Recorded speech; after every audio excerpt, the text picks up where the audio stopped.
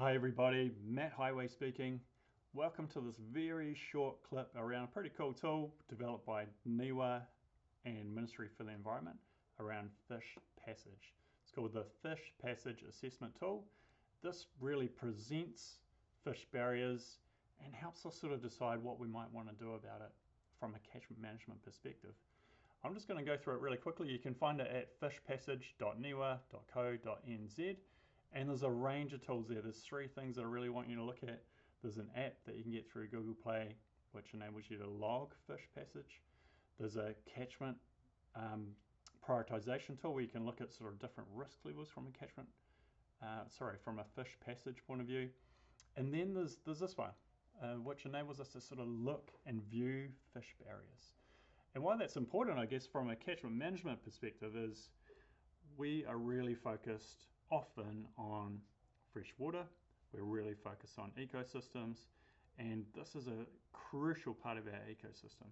So with our fish being diadromous, they need a coastal open water phase as well as a freshwater phase to complete their life cycle. This is a crucial thing within our country. So most of our native species need this. What we can do is, I think the first thing to do is find your catchment. So yeah, we'll pick a part of the country. Let's go over here on the Kapiti coast. What we can see straight away is, there's some wonderful base layers. We can turn these off and on, rivers, New Zealand topo map, or I've just gone for the aerials at this stage. This has our river network, and the different colors represent different risks. So straight away, if we look at our sort of risk levels, this is the proportion of structures that are causing a problem or limiting fish passage.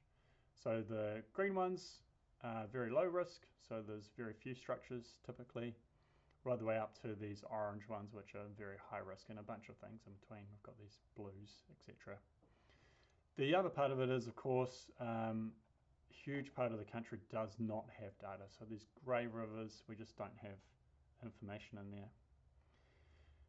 Now the best way, I think, to look at it is if you're in a catchment that you're trying to work with the community on, and freshwater outcomes are an important one for you, then we can look at these different types of barriers that might occur in our catchment, and then hopefully look at what we might do about it.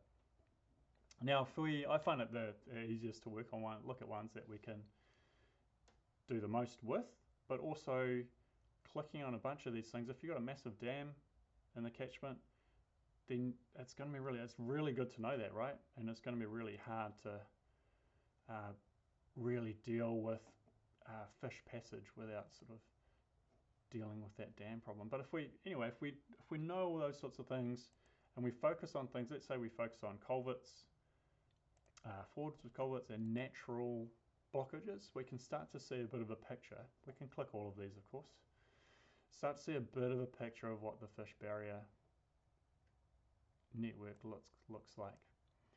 These are all GPS located. It has a date on there as well. This one's even got a photo, which is really cool, through the app. So this is 2021. Structure type, location there as well.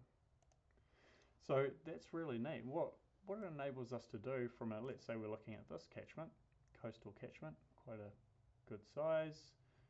There's a range of urban, semi-urban, rural, and forestry land use in here. Really interesting. So it helps us to prioritize. So this is quite interesting. We've got some barriers, and we've got them on the main stem of the river. No, we don't.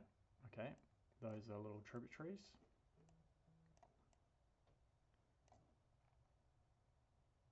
I'm sorry, the map is taking some time to load, but you can see if we've got barriers on the main tributaries here, this is blocking off a huge amount of habitat right the way up the catchment. It's a huge amount. So it's really, fish are going to really struggle past that first one, so we can easily prioritize these ones at the bottom. Ones that might be lower priority will be further up in the catchment. Let's say you had a fish barrier up in here. it's going to be a much lower priority, right? Because we're not cutting off as much habitat. So that's the main way that I would use it. So the two actions really from here is to have a look at your catchment, explore that information. This one, you can see in many catchments, you can drive around and check them out as well. Is this actually true? You can ground truth this data. What are our biggest problems? But the second action as well, I'd really love you to, download the NIWA app and start building the picture around like this around the country. So as you go, you could log these in the field. You can do it with or without coverage. Log these fish barriers as well, because they're a really important part of our landscape. Anyway, that's it from me.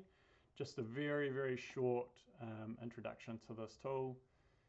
And yeah, let me know how you get on. Have a great day.